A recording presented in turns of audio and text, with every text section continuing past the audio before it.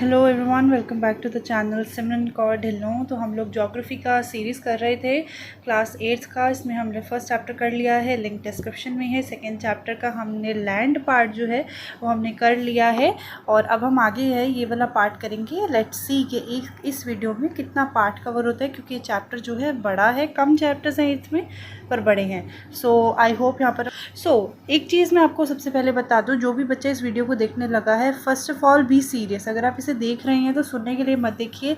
आपके पास में एक नोटबुक होनी चाहिए। नोटबुक नहीं है तो कोई वाइट शीट हो जिसमें आप सिंपल चीज़ें जो कि इंपॉर्टेंट है लिखते रहिए। अगर आप सच में प्रिपरेशन करना चाहते हैं सीरियसली और इस वीडियो को देख रहे हैं तो अपने पास एक कोई भी छोटी सी कॉपी रख लीजिए, ठीक है। और उसके अंदर आप, जैसे अगर मैं सॉइल के बारे में कोई इंपॉर्टेंट बताती हूँ, पॉइंट बताती हूँ, आपको उसको लिख लेना है। तो जब आप इस वीडियो को ख़त्म करेंगे तो आपके पास 2-3 पेजेस की एक अच्छे से नोट्स होंगे और आप उसे अपनी फ़ाइल के अंदर रखते जाइए और इस तरीके से वीडियोस देख के आप इसको पूरा कंप्लीट कर सकते हैं। और इसमें शायद 6 चैप्टर्स ही हैं ज्योग्राफी 8th में, और ये चैप्टर्स जल्दी से ख़त्म होने वाले हैं। तो अब सीधा हम वीडियो की स्टार्टिंग पे आते हैं। We are done with the land वाला पार्ट, और उसकी जो वीडियो है नीचे डिस्क्रिप्शन में लिंक है, आप जाके देख सकते हैं उसको। मैंने बहुत अच्छे से वहाँ पर आपको ये सारे क्वेश्चन समझाए हैं, सारी चीज़ें समझाई हैं, और साथ साथ में मैंने इसके बेसिस पे केवीएस में जो क्वेश्चन आए थे वो भी डिस्कस किए हैं, वो भी आप जाके देख सकते हैं। अब हम आ जाते हैं सॉइल के ऊपर। सॉइल के बारे में सबसे पहले इंपॉर्टेंट पॉइंट ही यही है। सॉइल के साथ आप लिख सकते हैं it is the thin layer of granny substance. आपको जब आप नोट्स बना ही रहे हैं मेरे कहने पे, तो यहाँ आपको सॉइल लिखना है टॉपिक में और यहाँ लिखिए ग्रेनी सब्सटेंस, इतना सा लिखिए बस आपको। ओके, सेकंड आ जाते हैं। जो ग्रेनी सब्सटेंस है उसने अगर सरफेस को कवर किया हुआ है उसे सॉइल कहा जाता है। बहुत सिंपल सी बात है। सेकंड कहा गया है कि land form determines the type of soil. यहाँ से बनता है एमसीक्यू अलर्ट, यहाँ से बनता है क्वेश्चन। कैसा? आपसे पूछा जाएगा ऑप्शन के अंदर क्या क्या डिटरमाइन करता है सॉइल का, या फिर पूछा जाएगा क्या क्या नहीं डिटरमाइन करता। तो यहाँ पर एक लैंड फॉर्म आंसर आ गया। अब आप सोच रहे हैं ये है क्या? जिस भी तरीके का लैंड फॉर्म है, मान लिया आप एक पहाड़ी रीजन में हैं तो वहाँ की जो सॉइल होगी वो अलग होगी। अगर आप सी लेवल से काफ़ी ऊंचाई पे है तो वहाँ जो है सॉइल अलग होगी। अगर प्लेन्स है तो वहाँ पर जो सॉइल होगी वो अलग होगी। तो हर जगह पे सॉइल अलग होती है, वो डिटरमाइन करता है वो कैसा लैंड फॉर्म है। आगे बढ़ते हैं। Soil is made up of organic matter, mineral and weathered rock. यहाँ पर आप समझ लीजिए ये भी एमसीक्यू का क्वेश्चन है, डायरेक्ट पूछा जाएगा 4 ऑप्शन। बहुत सिंपल लगता है, आपको लग रहा होगा कितनी सिंपल चीज़ है, बट मैंने ऐसे क्वेश्चंस को देखे और कई बार ऐसे क्वेश्चंस ही गलत होते हैं। सबसे पहले यहाँ पर आ जाते हैं, लिखा है ऑर्गेनिक मैटर। ऑर्गेनिक मैटर क्या होता है? कोई एनिमल है वो डिकम्पोज हो गया, डिकम्पोज होने के बाद जो उसके पूरे ऑर्गेनिक मैटर जो हमारा बचता है वो सॉइल के अंदर मिक्स हो जाता है, ठीक है। सेकेंड है मिनरल्स एंड थर्ड है वेदर्ड रॉक। वेदर्ड रॉक क्या होते हैं? मान लीजिए एक रॉक है और आसपास सी है बहुत सारी, ठीक है। तो क्या होगा, बार बार उसकी स्प्लैशेस आएंगी, है ना, बार बार इस तरीके से लगेंगी, और ये जो पत्थर आज इतना बड़ा है ये घट के सिर्फ इतना सा रह जाएगा, फिर स्प्लैशेस आएंगी, इस पर विंड चलेगी तो धीरे धीरे ये पत्थर जो है मिट्टी का ढेर हो जाएगा। इसे बोलते हैं वेदरिंग या weathering of rocks. That is the breaking up and decay of exposed rocks. मान लीजिए ये कोई रॉक है जो एक्सपोज्ड है, बाकी सारी मान लो इसके पीछे पीछे ढक गई, वो बची रहेंगी, पर जिसके ऊपर डायरेक्ट अटैक है वो धीरे धीरे टूट के छोटे छोटे ग्रेन्यूल्स में चेंज हो जाएगा और जो कल को हमारी सॉइल ही बनाएंगे। तो that is called weathering of rocks. पता होना चाहिए आपको वेदरिंग ऑफ रॉक्स क्या होता है, ठीक है। तो इन सब चीज़ों से मिलकर या पॉइंट नंबर 3 में लिखिए। पॉइंट नंबर 1 था it is a granny substance, point number 2 है कि लैंड फॉर्म डिटरमाइन करता है सॉइल को, एंड पॉइंट नंबर 3 है कि इन 3 चीज़ों से मिलकर हमारा सॉइल बना होता है। अब हम आ जाते हैं next. This happens through the process of weathering, जो मैंने आपको बताया। The right mix of minerals and organic matter makes the soil fertile. अब आप खाना बनाने के लिए पॉट रखते हैं तो आप अगर नमक ज़्यादा डाल देंगे तो स्वाद अच्छा नहीं आएगा, नमक कम डाल देंगे स्वाद अच्छा नहीं आएगा। तो वही इन्होंने दूसरे तरीके से लिखा है कि राइट मिक्सचर, सही अमाउंट में अगर उसमें मिनरल्स हैं, ऑर्गेनिक मैटर है, सॉइल उतनी ही फर्टाइल होगी। चलिए आगे देखते हैं। ओके, सो यहाँ पर एक एग्जाम्पल गिवन है। सबसे पहले हम इस एग्जाम्पल को देख लेते हैं। यहाँ पर एक लैंडस्लाइड का एग्जाम्पल है। Landslides are simply defined as the mass movement of rocks and debris. जब यहाँ पर अगर मैं इस स्क्रीन को थोड़ा सा जूम करके देखूँ तो यहाँ पर आपको दिखेगा कि इस पर क्या हुआ है, ये एक पहाड़ी है, उसके नीचे रिहाइश है, ठीक है। और यहाँ पर जब तेज़ इस तरीके से डेब्रिस और रॉक्स गिर जाती हैं उसको लैंडस्लाइड कहा जाता है। अब देखते हैं ऐसा होता क्यों है। लेट्स सी यहाँ पर क्या लिखा है एनसीईआरटी में। तो यहाँ साफ साफ लिखा है कि landslides are simply defined as the mass movement of rocks and debris down the slope. It often takes place with conjunction with earthquake. अगर अर्थक्वेक आ रहा है तो इस वजह से लैंडस्लाइड आ जाता है, फ्लड की वजह से, वॉल्केनो की वजह से, और ज़्यादा देर बारिश अगर होती है या रिवर का फ्लो बहुत तेज़ होता है उस वजह से जो है यहाँ पर साफ साफ हमें बताया गया है कि लैंडस्लाइड हो जाती है।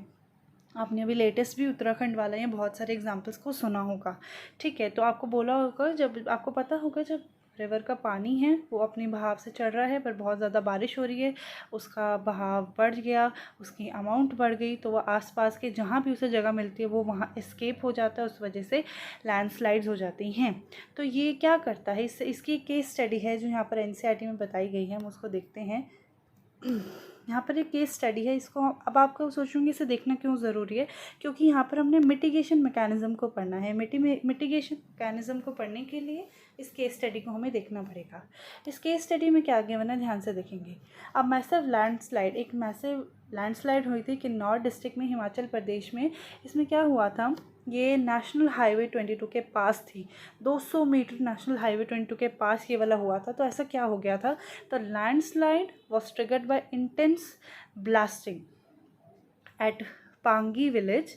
Due to blasting of this weak zone of slope collapsed and cause intense damage. जो रोड थी पास में, मान लीजिए यहाँ पर ये सारे रॉक्स एंड डेब्रिस गिरे, जो पास में रोड थी उसको सीधा सीधा नुकसान पहुँचा। ऑब्वियसली वो जो यातायात का साधन है वो बहुत बड़ा, वो रुक गया होगा। और वो लिखा है कि the Pangi village was completely vacated to avoid any loss, और वहाँ कोई लॉस ना हो उसको खाली कर दिया। कितनी आसान बात है कि खाली कर दिया, कह दिया, बट उसे खाली करना कितना ही मुश्किल होगा। आगे देखते हैं। अब मिटिगेशन मैकेनिज़्म हमें यहाँ पर देखना था, इसके लिए हमने इतनी कहानी पढ़ी ऊपर की। मिटिगेशन मैकेनिज़्म होता है कि अगर कोई चीज़ गड़बड़ हुई है तो अगली बार हमें पता है कि इस सीज़न में फिर से ये गड़बड़ हो सकती है, बट उससे पहले ही हम इसे प्रोटेक्ट कर लें ताकि दोबारा यहाँ पर ये वाली चीज़ ना हो। तो वही होता है mitigation process. Advancement in scientific techniques has empowered us to understand what factors cause a landslide। अब हमें धीरे धीरे पता चलने लग गया है कि क्यों हो रही है लैंडस्लाइड, तो फिर हमने मिटिगेशन जो है टेक्निक बना ली है। अब आप सबसे पहले यहाँ देखिए क्या लिखा है, hazard mapping. Hazard mapping simple सी बात है, हमें पता है कि ये एरिया है, इसका ये वाला जोन जो है ये बिल्कुल पास है, यहाँ तो लैंडस्लाइड होनी ही होनी है। तो कोशिश किया जाए यहाँ पर सेटलमेंट ना बने, यहाँ पर कोई भी सेटलमेंट ना बने। ओके, सेकेंड है कंस्ट्रक्शन ऑफ रिटेंशन वॉल। अब हम आपको ये बता देते हैं क्या है। ये देखिए, ये एक रोड जा रही है, सिंपल से एक रोड जा रही है। यहाँ पर इन्होंने क्या किया, रिटेंशन वॉल्स बना दी, बड़ी बड़ी वॉल्स। ये आपको पिक्चर में छोटी लग रही है बट ये बहुत बहुत ऊंची ऊंची 20-20 फीट से ज़्यादा की वॉल्स बना देते हैं ताकि, और यहाँ पर स्पेस क्रिएट कर देते हैं कि अगर कोई चीज़ आए तो इनके बीच में गिर जाए, रोड के ऊपर डायरेक्ट फ़र्क ना पड़े, ठीक है। तो इसे रिटेंशन वॉल बोला जाता है। ये हो गया आपके लिए एक इम्पॉर्टेंट पॉइंट। एक हो गया मिटिगेशन मैकेनिज्म और एक हो गया retention wall. Increase in vegetation cover, ये तो हमें पता ही है कि अगर एक लैंड बैरन है, बारिश होगी तो सारी मिट्टी नीचे आ जाएगी, जिसे सॉइल एरोजन भी बोला जाता है। और अगर वहाँ प्लांट्स लगा दिए जाएँ तो अगर वहाँ पानी आएगा तो वो जड़ों में, जो प्लांट्स उनकी जड़ों में एब्जॉर्ब हो जाएगा, तो वो सारा ढह के नीचे नहीं आएगी मिट्टी। तो ये तो है कि वेजिटेशन कवर कर दीजिए। लास्ट है कि the surface drainage control works to control the movement. वहाँ पर सरफेस ड्रेनेज कंट्रोल ऐसा एक सिस्टम होना चाहिए कि पानी नीचे बहाव से आए ना इतनी तेज़ से। तो ये सिंपल सी बात यहाँ बोली गई है। अब हम आगे आ जाते हैं। ये आप सबने बहुत बार इस इमेज को देखा होगा बट इसे समझना बहुत ज़्यादा इंपॉर्टेंट है। तो आइए देख लेते हैं। यहाँ लिखा है, it takes hundreds of year to make just 1 centimetre of soil.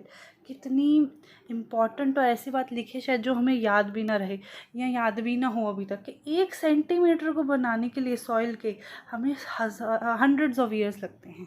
चलो अब हम सीधा ये वाली इमेज को समझते हैं। देखिए, ये एक इस तरीके से आपको बताती हूँ, ये हमारा अर्थ है। तो अगर हम उसका इस तरीके से एक पार्ट काटें तो ये उसका रिप्रेजेंटेशन है। अब आप इसको अच्छे से समझ पाएंगे। सबसे नीचे जो होता है हमारा पेरेंट रॉक होता है, ये जो है ये है पेरेंट रॉक, मतलब इससे हमारी जो है इसकी स्टार्टिंग है। उसके बाद है वेदर्ड रॉक मटेरियल, जो भी मान लीजिए ये जो पेरेंट रॉक है इसके ऊपर पत्थर वत्थर थे, वो धीरे धीरे वेदरिंग हुई, टूटे टूटे टूटे इस तरीके से, और वो ये पेरेंट रॉक है। इसके ऊपर एक लेयर बन गई इन वेदर्ड रॉक की, तो आप देख सकते हैं क्या वेदर्ड रॉक आ गए। उसके ऊपर बन गई हमारी सैंड, सिल्ट, क्ले, धीरे धीरे आके जमा हुई, और सबसे ऊपर बनता है humus. The top soil contains humus and vegetation, तो जो सबसे ऊपर सॉइल है उसके ऊपर ही हम वेजिटेशन जो है उगाते हैं। तो ये छोटी सी सॉइल प्रोफाइल है। अगर आप पॉइंट्स लिख रहे हैं तो इसको छोटा सा बना के इसको एक्सप्लेन करके लिख लीजिए साइड पे, ये सिर्फ अंडरस्टैंडिंग के लिए इमेज है आपके। ओके अब हम देखते हैं फैक्टर्स ऑफ सॉइल फॉर्मेशन। ये क्वेश्चन भी सीधा MCQ के रूप में आपसे पूछा जा सकता है कि ये 4 ऑप्शन होंगे, आपसे पूछा जाएगा कि इनमें से कौन सा है कौन सा नहीं है। 1 और 2, 2 और 3 इस तरीके से आजकल DSS भी क्वेश्चन पूछना पसंद कर रहा है। तो फैक्टर्स ऑफ सॉइल फॉर्मेशन की बात करें तो यहाँ पर साफ साफ लिखा था major factors of soil formation are the nature of parent rock कैसा है और क्लाइमेटिक कंडीशन कैसे है। एक तो उसमें रॉक कैसा है और उसकी क्लाइमेटिक कंडीशन कैसी है। अदर फैक्टर भी हैं, तो आपको ये याद रखना है मेजर फैक्टर क्या है, पेरेंट रॉक कैसा है और उसकी वहाँ की क्लाइमेटिक कंडीशन कैसी है। अदर फैक्टर पे अगर हम आ जाते हैं, टॉपोग्राफी कैसी है, ऑर्गेनिक मैटर कैसा है, और ये सो ऑन सो फोर्थ, ये सारी चीज़ें हैं। अब हम देखते हैं नीचे यहाँ पर इस डायग्राम में बताया क्या जा रहा है हमें। इस डायग्राम को बहुत अच्छे से देखेंगे हम। चलिए, तो लिखा है सॉइल बनाने के लिए ये फैक्टर्स ना इम्पॉर्टेंट रोल प्ले करते हैं। मान लो खाना बनाने के लिए ये 4 चीज़ें, जैसे चाय बनाने के लिए चाय पत्ती, चीनी, दूध और पैन, ये 4 इंपॉर्टेंट चीज़ें, ऑब्वियसली आग भी, ये इंपॉर्टेंट फैक्टर्स हैं। इसी तरीके से ये इंपॉर्टेंट फैक्टर्स हैं सॉइल फॉर्मेशन के लिए। तो सबसे पहले ऑब्वियस है कि जो पेरेंट रॉक है, जो उसका फाउंडेशन है, वो कैसा है। अगर वो ब्राउन कलर का है तो बहुत चांसेस है कि जो हमारा जो सॉइल रहेगा उसका भी कलर जो है वो वैसा ही रहेगा। अगर पेरेंट रॉक ब्लैक है तो बहुत चांसेस है कि जो सॉइल है उसका कलर भी ब्लैक के शेड में ही रहेगा। सिंपल सी बात, आप इसे रीड कर सकते हैं इस सारी चीज़ को। ओके, सेकंड है रिलीफ। सिंपल सी बात है, जैसे मैंने बोला कि अगर ये जगह बहुत धूप वाली है तो वहाँ अलग होगा, ये पहाड़ है तो अलग होगा, वहाँ सी है तो अलग होगा। रिलीफ डिपेंड करती है। जैसे अगर आप नॉर्थ ईस्ट में जाएंगे, पहाड़ के ऊपर जाएंगे तो अलग सॉइल मिलेगी। जैसे आप सिंपल से जानते ही हैं कि टुंड्रा ऐसी है जहाँ पर बर्फ़ ज़्यादा होती है और वहाँ पर जो वेजिटेशन होती है उसे टुंड्रा वेजिटेशन बोलते हैं। कहीं पर ग्रास लैंड्स होते हैं। तो ये सारी वेजिटेशन जो है डिपेंड करती है कि वो जगह कैसे है। रिलीफ RELIEF, इसे जगह कैसी है, आप इसे ऐसे समझ सकते हैं। Flora and fauna affect the rate of humus formation. Humus formation क्या होता है वो आपको आगे मैं बताऊंगी। क्लाइमेट कैसा है, टाइम कैसा है, उस वो वक्त के वो जो उस टाइम पीरियड उसे कितना मिला है ग्रो करने के लिए, उसे डेवलप होने के लिए कितना वक्त मिला है, उस हिसाब से सॉइल का फॉर्मेशन होता है। तो ये 1 2 3 4 5 पॉइंट आप सीधा एक हेडिंग डाल लीजिए, फैक्टर अफेक्टिंग सॉइल फॉर्मेशन, और उसके नीचे ये 5 चीज़ें आप लिख सकते हैं। और जब आप कल रिविजन करने लगेंगे कल को, एक चीज़ मैं आपको यहाँ बता देती हूँ, रुको 1 मिनट लेके, कि जब भी हम लोग तैयारी करते हैं ना एग्ज़ाम की या कुछ पढ़ते हैं, तो मान लो आज आपने बड़े मोटिवेट होकर ये वीडियो देखी और ये पढ़ लिया सारा टॉपिक, ये बहुत इंपॉर्टेंट है कि इसको पढ़ने के बाद रिवाइज़ करना है। ठीक है, एक बार आपने रिवाइज़ किया, इसे कंप्लीट करने के बाद दूसरी बार आपको इसे कल रिवाइज़ करना है, तीसरी बार आपको इसे 1 वीक बाद रिवाइज़ करना है। इसे एबिंगॉस का फॉरगेटिंग साइकिल भी बोलते हैं, वो मैं किसी एक वीडियो में आपको समझाऊंगी। बट इतना याद रखो अभी के लिए, एक बार जब सारा काम हो जाए, दूसरी बार कल, और तीसरी बार सेम डे अगले हफ्ते। सिर्फ इतनी चीज़ याद रखना, बाकी चलो आगे देखते हैं। Okay, degradation of soil and conservation measure. Soil degradation में जब हम आते हैं तो साफ साफ है कि सॉइल इरोजन या डिप्लीशन जो है वो मेजर थ्रेट है आज के टाइम पे। जो हमारा सॉइल है, जो कि हमारे लिए रिसोर्स का काम करता है, both human and natural resource can lead to degradation. हम लोग as a human, and secondly अगर हम नेचर की बात करें, जैसे वो लैंडस्लाइड्स हो जाती है, अर्थक्वेक, फ्लड, वो ह्यूमन तो नहीं करते, डायरेक्टली इनडायरेक्टली होता है, ऑब्वियसली उन्हीं का हाथ होता है। बट हाँ, ये कहीं ना कहीं हम नेचुरल फैक्टर मानते हैं जिससे सॉइल जो है हमारी सारी डिग्रेड हो रही है। डिग्रेड का मतलब होता है ग्रेड उसका कम होना। ओके, सो यहाँ पर ये वाले पॉइंट को बड़े ध्यान से देख लें। ये फैक्टर्स हैं जिनकी वजह से सॉइल डिग्रेड हो रही है। सबसे पहले डिफॉरेस्टेशन, माने कि यहाँ पर प्लांट्स लगे हुए हैं, हमने यहाँ पर इन्हें काटा और यहाँ पर हमने इंडस्ट्रीज़ बनानी शुरू कर दी। इसका क्या मतलब हो गया, अपने प्लांट्स को हटाया और इंडस्ट्रीज़ बनानी शुरू कर दी। इससे हो गया डिग्रेडेशन ऑफ डिफॉरेस्टेशन। डिफॉरेस्ट मतलब फॉरेस्ट को हटाना, और इसका अपोजिट होता है एफॉरेस्टेशन, जिसका मतलब होता है फॉरेस्ट को लगाना। ओवर ग्रेजिंग, यहाँ पर आपका मान लो यहाँ पर आप बहुत सारी ना लगी हुई है इस तरीके से ग्रास है, आप रोज़ अपनी कैटल्स को लेके आते हो, 2-4 दिन तो ठीक है, बट उसके बाद क्या होगा कि जो सारी ग्रास है उसकी हाइट कम होने लग जाएगी। धीरे धीरे धीरे धीरे आपकी जो कैटल्स हैं वो सारी ग्रास को ख़त्म कर देगी, उसके ऊपर सिर्फ टॉप सॉइल रह जाएगी। अब यहाँ पर क्या लिखे, रेन वॉश। मान लीजिए यहाँ पर बहुत तेज़ बारिश आती है, बारिश क्या करेगी, ये नदी के अंदर ये सारे बहाव से जो ऊपर की जो मोस्ट अच्छी जो सॉइल थी जिसमें सारे मिनरल्स थे, सब कुछ थे, वो पानी के बहाव के साथ उसे ले जाएगी, या फिर उसे कहीं मलबे में जाके मिल जाएगी या रिवर्स में मिल जाएगी। तो उसका क्या यूज़ रहा, उसकी इतनी फर्टिलिटी का कोई यूज़ ही नहीं रहा। उससे जो वो लैंड है उसकी ऊपरी सतह जो है, जिसे सॉइल बोला, क्या बोला गया था, जो ग्रेनी पार्ट है ऊपरी सतह का उसे सॉइल बोला जाता है, वो सारा वॉश ऑफ हो जाएगा। तो ये वाली चीज़ें हैं, ये डिपेंड करती हैं कि ये ओवर ग्रेजिंग पे है ना, फर्टिलाइजर्स पे, रेन वॉश पे। तो आप ये लिख सकते हैं कि the reasons that are there for degradation of soil. But हमारे पास ऑब्वियसली तरीके भी हैं, अगर हम गलत करते हैं तो कुछ लोग ऐसा भी हैं जो सोचते हैं कि किस तरीके से नेचर को बचाया जाए। उसमें सबसे पहला प्रोसेस है मल्चिंग। आपको यहाँ पर साथ साथ में मैं इमेजेस भी शो करती जाऊँगी ताकि आप उससे कोरिलेट कर पाओ।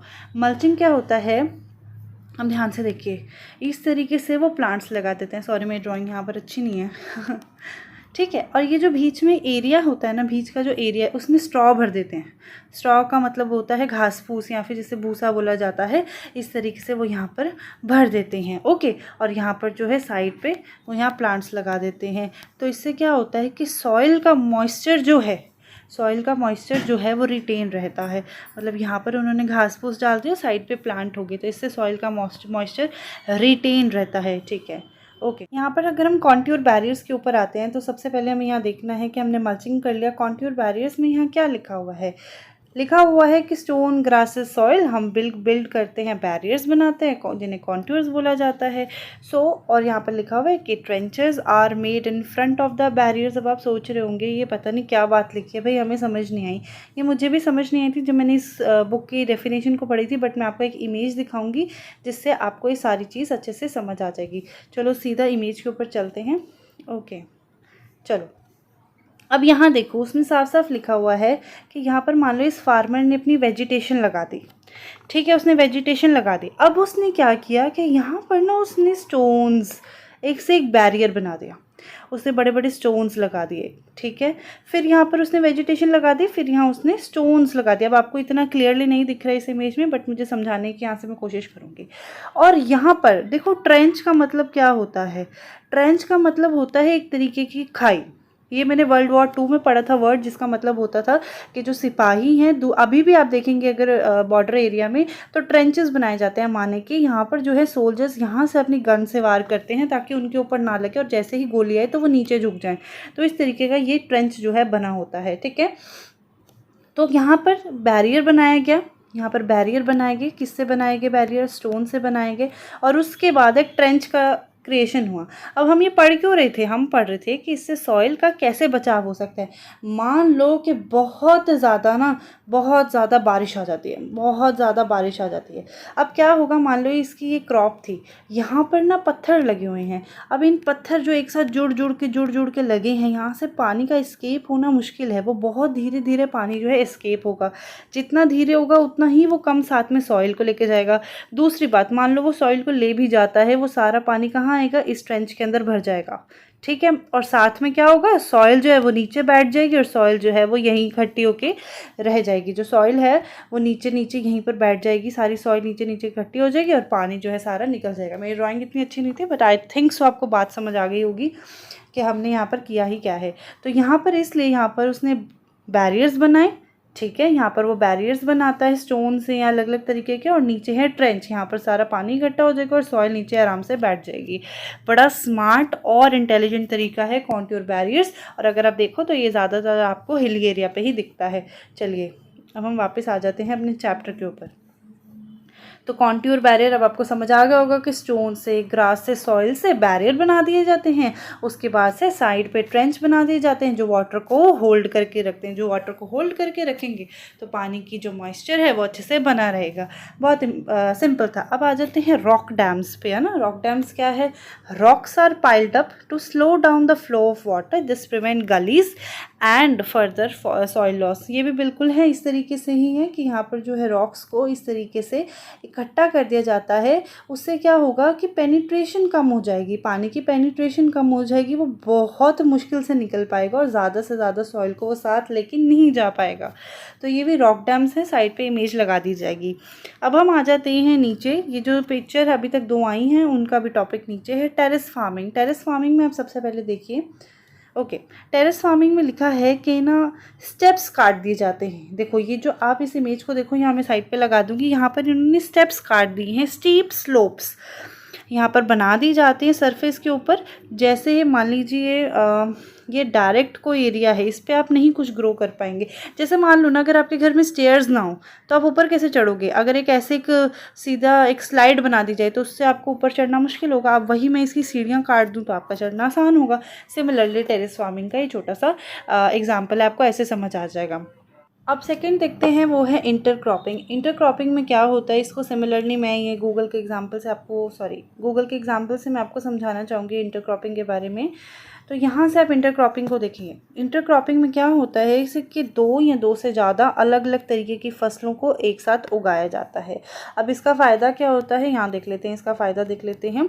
इंटरक्रॉपिंग एक प्रैक्टिस है जिसकी वजह से क्रॉप्स को प्रॉक्सिमिटी का मतलब होता है पास में, एक दूसरे के पास में उगाया जाता है। द मोस्ट कॉमन गोल, इसका जो मोस्ट कॉमन गोल है वो ये है कि थोड़ी सी लैंड के ऊपर ज़्यादा से ज़्यादा यील्ड का मतलब जो प्रोडक्शन है वो ज़्यादा से ज़्यादा हमें मिलना एट लास्ट में। इससे जो है एक रिसोर्स को अच्छी तरीके से यूटिलाइज़ किया जा सकता है। और इसमें ये भी बता दूं मैं आपको, ऐसा कहा जाता है कि अगर हम एक ही तरीके की प्लांट को, एक ही तरीके की फसल को अगर ग्रो करते हैं तो वो एक ही तरीके का न्यूट्रिशन लेती है।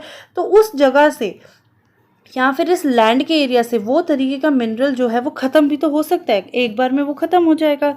तो ऐसा ना हो और एक फर्टिलिटी जो है लैंड के प्रॉपर बनी रहे, इसलिए इंटरक्रॉपिंग को यूज़ किया जाता है। और साथ में एक इसकी मैंने यहाँ पर ये देखो इमेजेस तो हैं ही, तो आप इनसे देख सकते हो। यहाँ पर इस तरीके से इमेज है कि अलग अलग तरीके की क्रॉप्स को एक साथ लगाया जा सकता है ताकि जो सॉइल है उसके अंदर से किसी भी तरीके का नुकसान ना हो फार्मर को। ठीक है, यहाँ से इतनी छोटी सी चीज़। अब हम वापस आ जाते हैं अपने चैप्टर के ऊपर। ओके, इंटरक्रॉपिंग के बाद जो यहाँ पर है वो है कॉन्ट्योर प्लोइंग। कॉन्ट्योर प्लोइंग भी सेम है। आप यहाँ पर कॉन्ट्योर प्लोइंग की एक इमेज भी देख सकते हैं, या फिर आप गूगल कर लीजिए। अच्छा रहेगा कि आप खुद गूगल करके एक इमेज देखें, आपको अच्छे से समझ आएगा। Ploughing parallel to the contours of a hill to form a natural barrier for water to be flown through slope. अब मैं आपको इसमें सिंपल सी बात बताऊंगी, जैसे हमने कॉन्ट्योर बैरियर्स पढ़ा था, कॉन्ट्योर प्लोइंग भी सेम है। इसकी आप इमेज जाके देखिए गूगल पे, खुद सर्च करके, ये आपका होमवर्क है। देखिए कि इन दोनों में फ़र्क क्या है, खुद कुछ एक स्टेप खुद भी लेना है आगे, है ना। तो ये आप खुद देखिए और फिर आपको अच्छे से समझ आ जाएगा कि इसमें क्या फ़र्क है। अब हम सबसे ईजी पे आ जाते हैं, वो है शेल्टर बेल्ट। शेल्टर बेल्ट तो बहुत ज़्यादा देखने को मिलते हैं।